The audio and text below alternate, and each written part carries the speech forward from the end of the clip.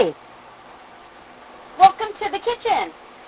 I'm going to show you how I make rutabaga noodles and pickles. So I can harvest all at once a row of rutabagas and peel them. And yeah, it's food. And I wanted to make them, because I plant a row, I've got a row. And I don't want to make pickles out of all of these. I don't want to eat them all. I don't want to give them away.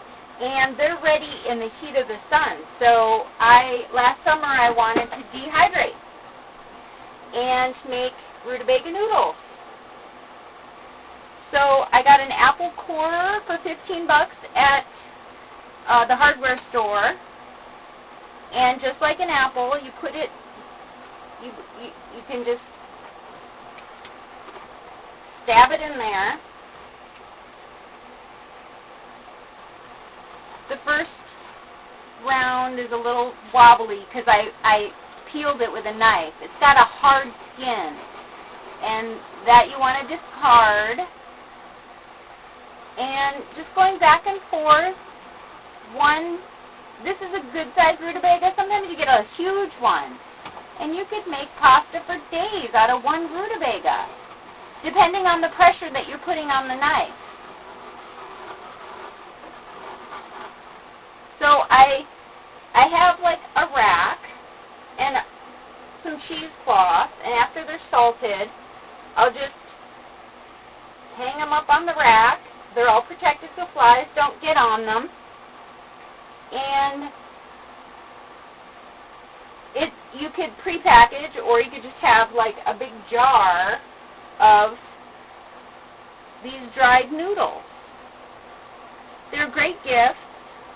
And in a saucepan with a little liquid or stock or whatever, I made like a beef stroganoff, and it was great. It has a nice texture. This thin, salted. It doesn't take long to cook because they're so darn thin. Pretty much you're rehydrating and heating. They're great. And I'll keep going on this guy. And I'm applying pressure. The harder I push, the thicker the noodle is.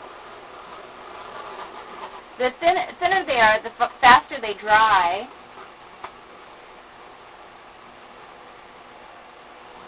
And it's something to do in the shade.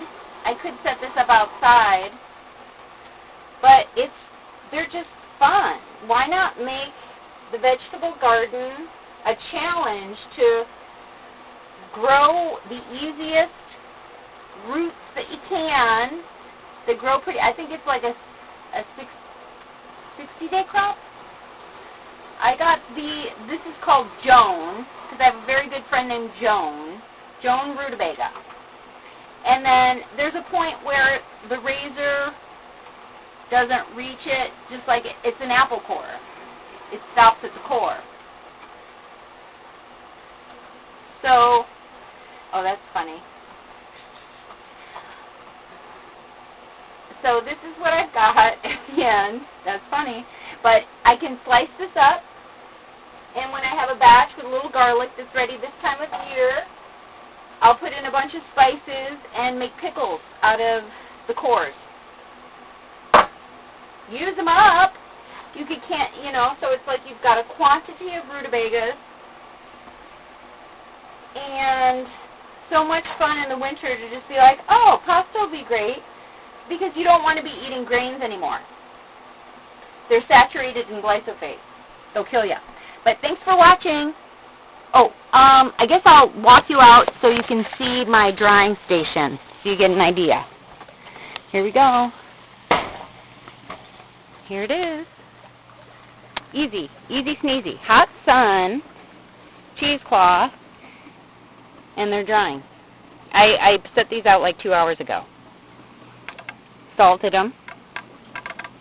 This is going to be my next rack. But these might be done. The sun's really hot. So that's how you make rutabaga noodles. Thanks for watching.